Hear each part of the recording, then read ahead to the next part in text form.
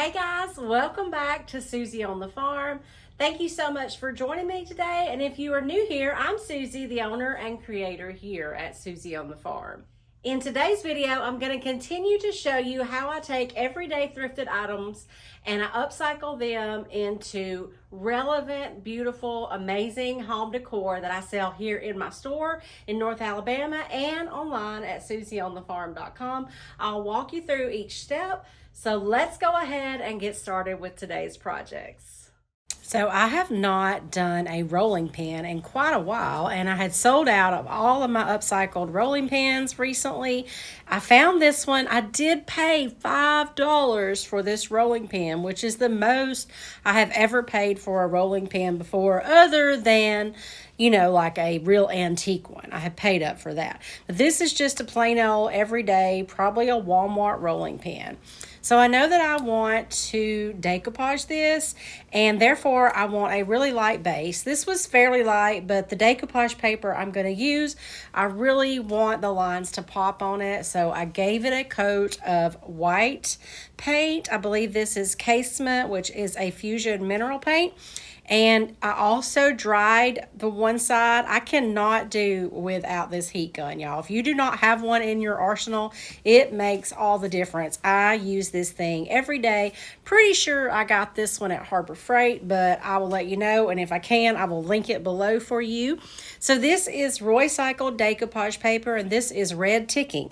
This one was out of stock for a very long time, and I'm so glad that it's back in stock because it is a wonderful, like, primitive, Americana, just a really great background decoupage paper to use. So I'm going to go ahead and decoupage it on this rolling pin. As you can see, I did a little starter strip there, got that first strip down. I also like to mist my decoupage paper. That just helps stretch and move those fibers in that paper so you can get no wrinkles. And then I just went ahead and I'm using DIY Liquid Patina to decoupage this down. And it looks like it's the very last bit of the jar. And I just continued to roll it all around and then did another coat of the Liquid Patina on top.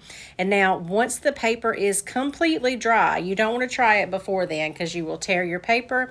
I just used my little finger sander to cut off all the excess on the edges.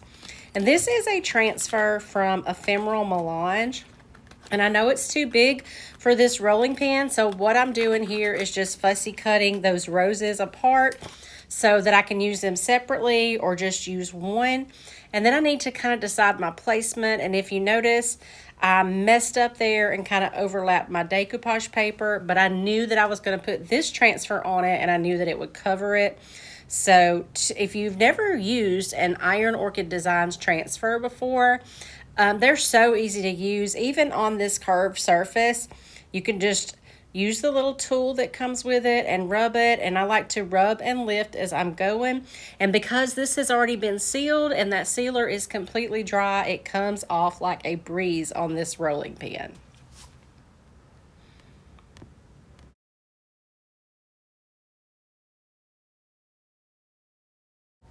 So once I got that transferred down, I noticed that I had cut my decoupage paper a little too short there on one side, and I did not like that. So I took one of the rose seed packs from the Ephemeral Melange transfer book, and I just put that directly over that. This wasn't planned, but I think it was a perfect addition to this rolling pin.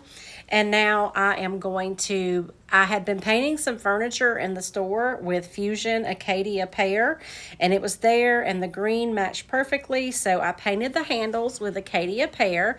And now because I'm just a little bit extra, I took another one of those rose seed packs and I placed it on the back side of a piece of scrapbook paper. I cut it out right along the line and I made a little tag out of it, poked a hole, inked the edges, used some jute twine, and tied it around the rolling pin handle. And all that's left to do is seal these transfers up, and I used some clear wax to do that. And this might be one of my favorite rolling pins I have ever made over. What do you guys think about this one?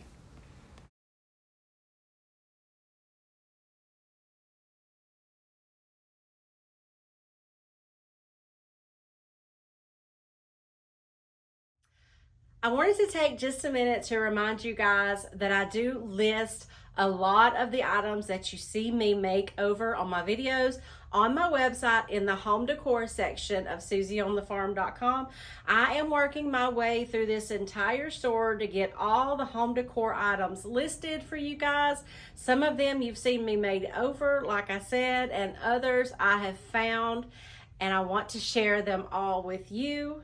So if you're looking for something unique and special for your own home, be sure to check out the home decor section over on SusieOnTheFarm.com.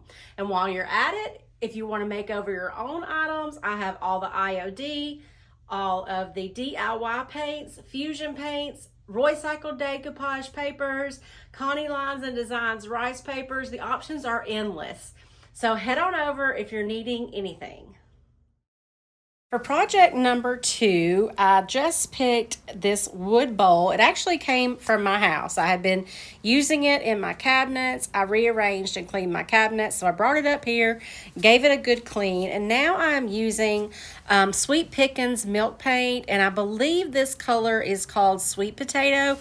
I do not carry Sweet Pickins. I got this from one of Sonnet's Maker's Box, and I have been dying to use this color again. I haven't used it since like fall of last year, but it is the perfect orange for fall. So we're going to be heading into that soon. I know it's hard to imagine, but we are going to be heading into that soon, and I'll show you how to mix up milk paint in the next project. But for now, I went ahead and gave this bowl 2 coats of this Sweet Pickins milk paint, and like I said, I believe the color is called Sweet Potato, and I love it so much.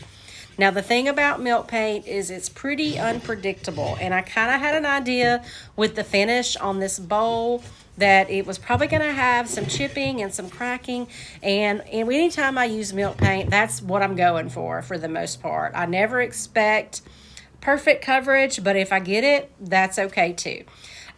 Once I got 1 coat on here, I did dry it with my heat gun, and I applied a 2nd coat, also drying that with my heat gun, and that will promote some of the natural cracking that you see in the final reveal of this project. I turned it over, I did the same thing to the back side, and once everything was dry, you will be able to see that there was some natural cracking and flaking off.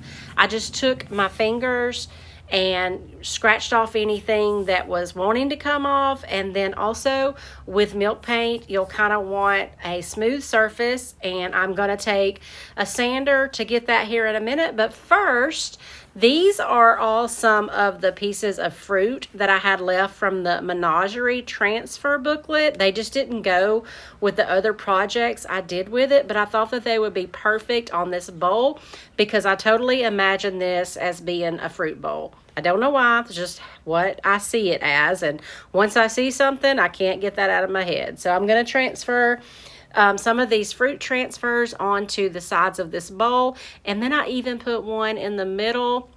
I wasn't going to do that. I wanted to keep this completely food safe, and I don't know that the transfer is probably not food safe. I think it'll be okay with some fruit in it because they all have a peeling on them anyway, but I went ahead and put one in the center of the bowl. Now, to seal this bowl up, I am going to use hemp oil. This is Fusion Hemp Oil. This is food safe when applied over milk paint, so you have no issues there. But before I do that, I am going to take my little finger sander with some sandpaper and just make sure I get all the extra off there that might be wanting to chip off, and then this hemp oil will seal it in. Well, there'll be no more chipping. The way hemp oil works is you just put it on there and then you let it sit for 24 hours. You wipe all the excess back, but most of the time there's no excess, and that was the case with this one. There wasn't anything to wipe back. It had all seeped into there and sealed everything good. If you want to do it again, you can. I didn't have time for this video, but it's not a bad idea to do 2 coats of the hemp oil.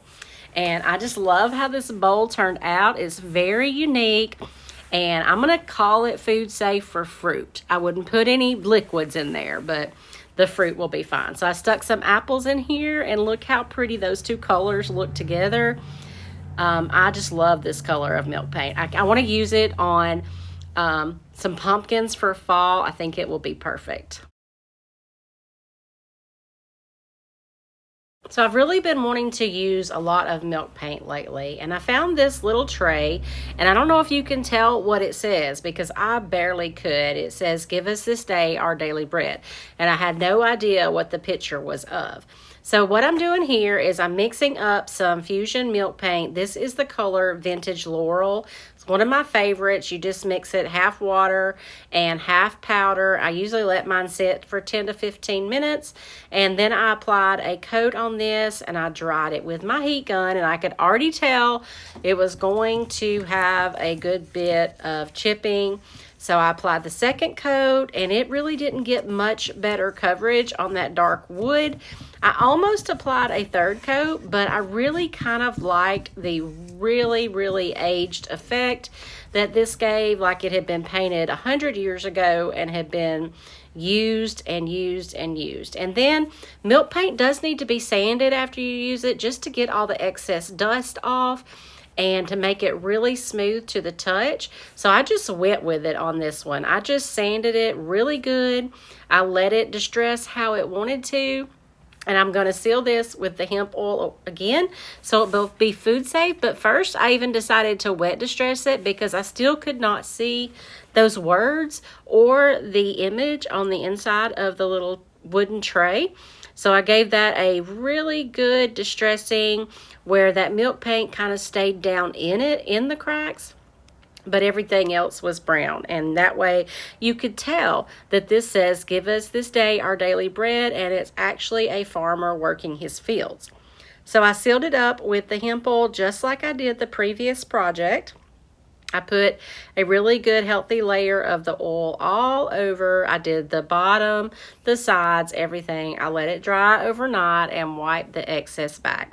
So what do you guys think? Do you think that this is too much distressing? I actually kind of really love it just like it is, and I am obsessed with this Vintage Laurel milk paint color. I've used the same milk paint before where it was complete coverage, but not on this project. Like I said, it's very unpredictable. You just have to be ready to embrace whatever the milk paint gives you. So while I had that milk paint out, I mixed up a little bit more, and I thought I'm just going to try it on another project, and I'm sticking with the whole fruit kitchen theme that I've got going on here. So I had this pear, this wooden pear, and this wooden apple that I actually picked up this morning at the thrift store, and I paid $1.50 each for them.